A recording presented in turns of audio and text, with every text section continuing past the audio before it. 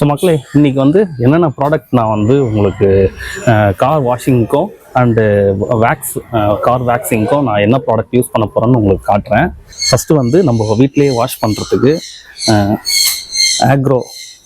ஆக்ரோவோட pressure washer, car pressure washer இது. இந்த Shinex pro shampoo bubble wash snow ஃபோம்னு போட்டிருக்கேன் பாருங்கள். 3 மைக்ரோ ஃபைபர் கிளாத் வச்சுருக்கேன். ஸோ இது 2 எதுக்குன்னு பார்த்தீங்கன்னா, காரை அதாவது ஃபோம் வாஷ் பண்ணி வாஷ் பண்ணுறதுக்கு, இது வந்து அந்த தண்ணியை வந்து துடைக்கிறதுக்கு, மேலே இருக்கிற தண்ணியை துடைக்கிறதுக்கு. நெக்ஸ்ட்டு வந்து பார்த்திங்கன்னா இந்த வேக்ஸ் க்ரீமு, 3M பிராண்டோட வேக்ஸ் க்ரீம். அது நான் உங்களுக்கு ஓப்பன் பண்ணும்போது காட்டுறேன். அது நெக்ஸ்ட்டு வந்து இந்த மாதிரி ஒரு ப்ரஷ் வச்சுக்கோங்க. இது வந்து நீங்கள் ஃப்ளோர் வந்து க்ளீன் பண்ணுறதுக்கு. ஸோ இப்போ வாங்க எப்படி வந்து நம்ம காரை வாஷ் பண்ணுறதுன்ட்டு பார்ப்போம். ஃபஸ்ட்டு வந்து ஃபுல்லாக வந்து காரை வாஷ் பண்ணிப்போம்.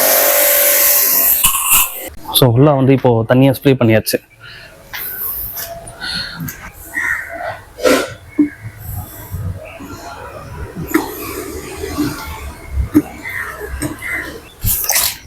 இதை இப்படி கனெக்ட் பண்ணிக்கலாம். கனெக்ட் பண்ணிக்கிட்டு நான் வந்து ஃபோம் அடிக்க போகிறேன்.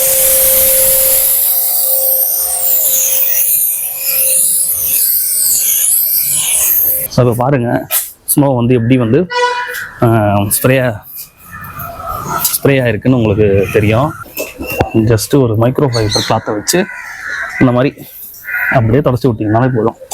ஸோ இப்போ வந்து இதை ஃபுல்லாக வாஷ் பண்ணிவிட்டு நெக்ஸ்ட்டு வந்து வேக்ஸ் பாலிஷ் பண்ண போகிறோம். அப்படின்னு பார்த்தீங்களா, க்ரீம் மாதிரி தான் இருக்கும். ஜஸ்ட்டு 2 விரல்ல நம்ம இப்படி எடுத்துட்டு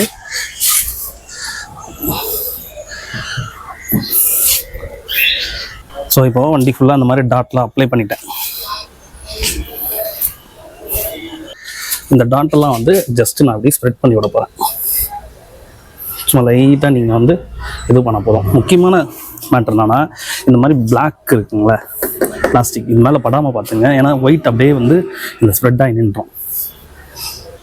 ஒரு 5 to 10 minutes வந்து அப்படியே விடலாம், கொஞ்சம் செட்டில் ஆகட்டும். ஃபஸ்ட் வந்து கொஞ்சம் நல்லா ப்ரெஷராக அப்ளை பண்ணி தொடங்க. நீங்கள் துடைக்கும் போதே உங்களுக்கு அந்த ரிசல்ட் தெரியும் மக்களே. ஸோ மக்களே, ஃபுல்லாக வந்து ஃபினிஷ் பண்ணிட்டேன். பாருங்கள் எப்படி இருக்குன்ட்டு.